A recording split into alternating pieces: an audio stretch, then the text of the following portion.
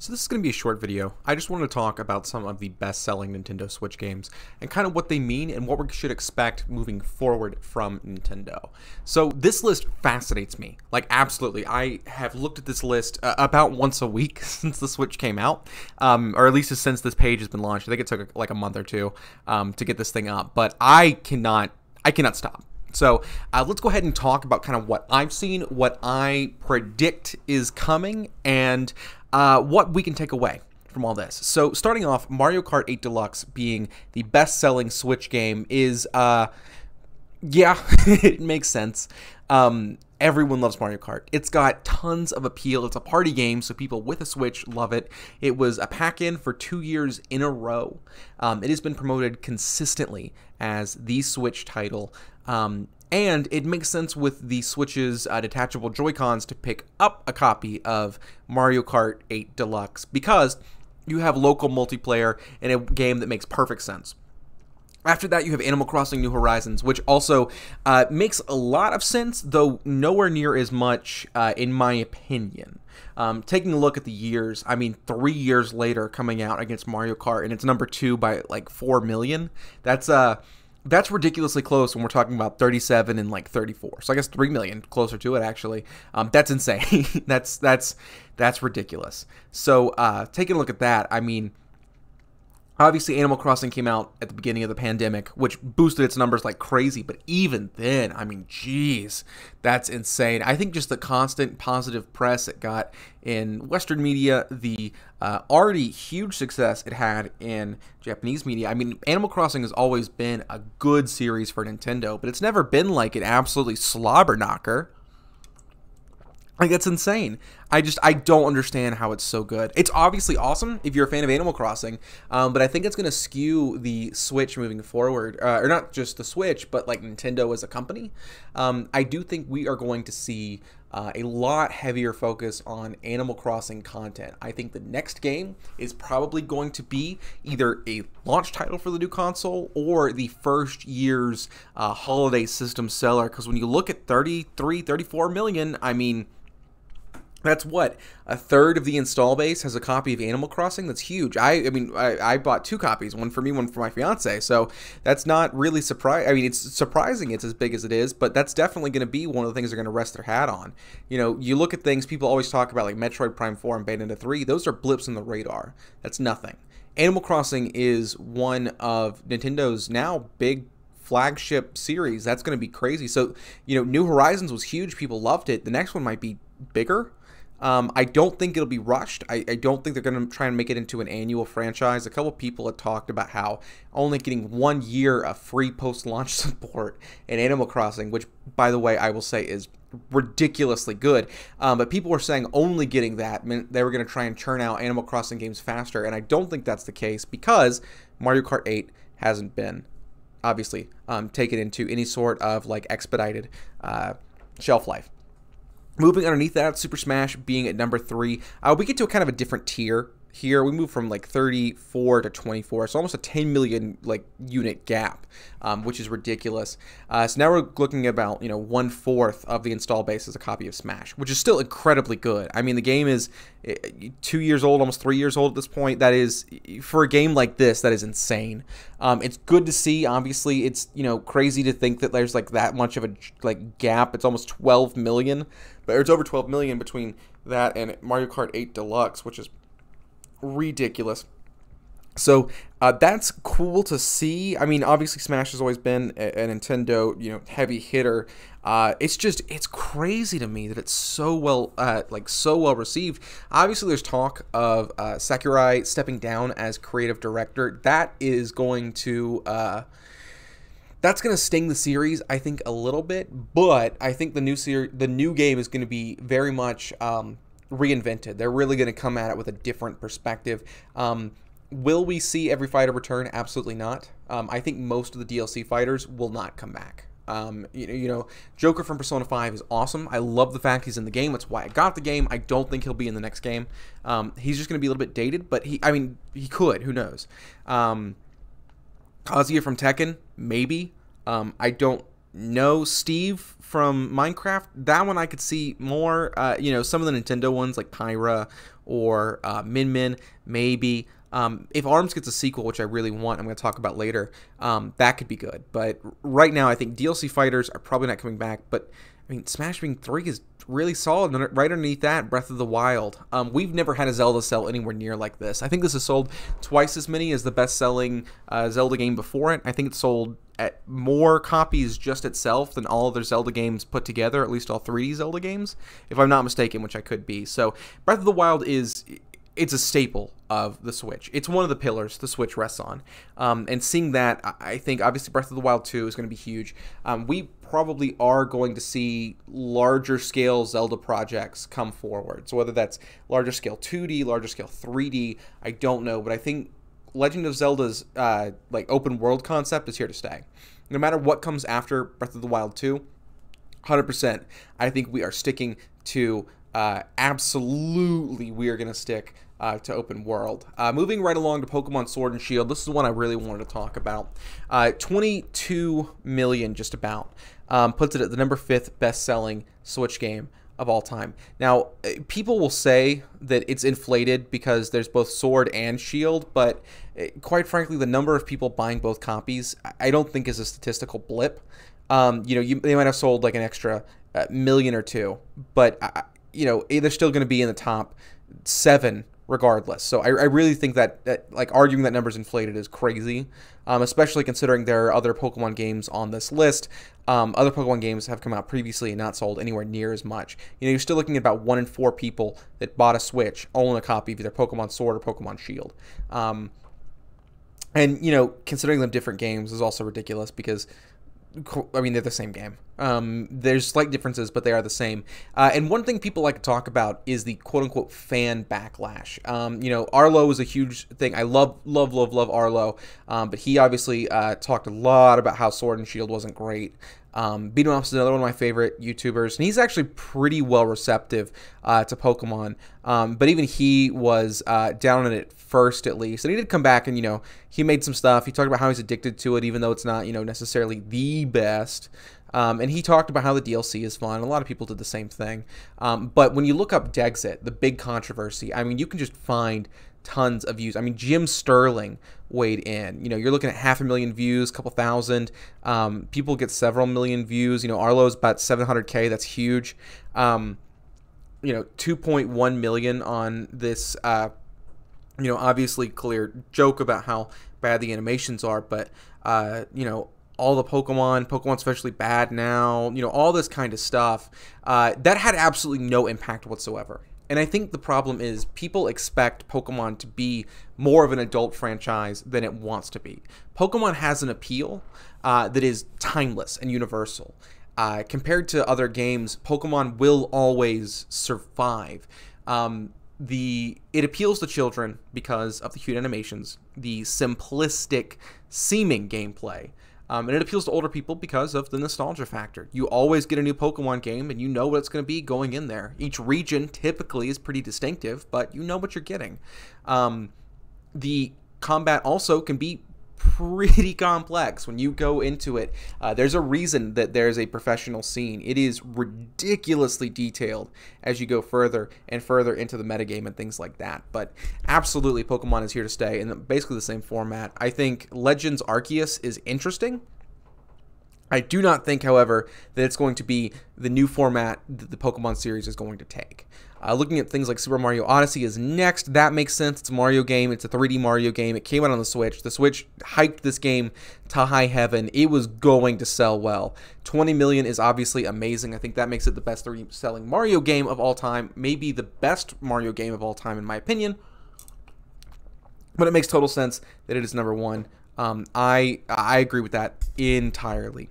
The one that I am surprised by is Super Mario Party at 15 million. A lot of people point to the fact this came out in a pack with Joy-Cons, but I'm just not certain that is quite fair. It came out with a pack of Joy-Cons at $100, meaning that they probably valued the game around like $40, but then sold it like without the Joy-Con pack for, you know, 60. So that was a little weird, because we know Nintendo loves their Joy-Cons. Those are a solid $80. So I don't really know how this sold that well. I mean, it's a good game. It's fine. It's not great. But like people complain constantly about it. You know, they say, "Oh, it's not as good as the other ones." Well, it doesn't matter. It sold 15.72 million units. Nintendo sees that as money. They don't have to get better because there's no incentive for them to. Fan backlash, I think it's overblown. And, you know, look at Pokemon Let's Go Pikachu and Let's Go Eevee. They were also incredibly divisive. When they first got announced, people were, you know, talking about how much they hated them. A lot of people were saying, you know, oh, it looks good, but most of the, you know, commentary online was how bad Pokemon Let's Go Pikachu and Let's Go Eevee is going to be, and it sold, you know, almost 14 million units. You know, 1 in every 8 Switch owners, 1 in every 6 Switch owners has a copy of this game. So I think we look at ourselves like a microcosm, or we look at our microcosm as representative of the whole. So you see people online talk about how, you know, oh, Super Mario Party isn't good like it used to be, and oh, Pokemon Let's Go Pikachu and Eevee aren't as good as they used to be. They represent a much smaller demographic than they realize. Older reviewers can obviously be negative about a game. I don't mean to say that they're wrong for not enjoying it. People have legitimate criticisms with Pokemon Sword and Shield and Let's Go Pikachu and Eevee and Super Mario Party. I mean, there's clear problems with them. And I think people can be critical, but I also think it's disingenuous to think that that critical nature is going to have an effect on these large-sale game sales. You getting, you know, you're looking at something like this. Jim Sterling is a very famous reviewer.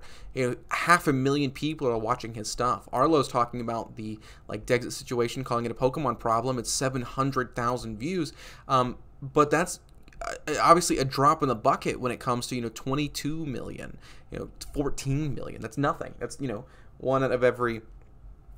Well, that's like 5% of the people that bought this game might have seen Arlo's video, and it's tiny, and I know he bought both of them. So, you know, it's just I think a lot of times we view backlash online through things like Twitter and Reddit as representative of the whole when it's really not.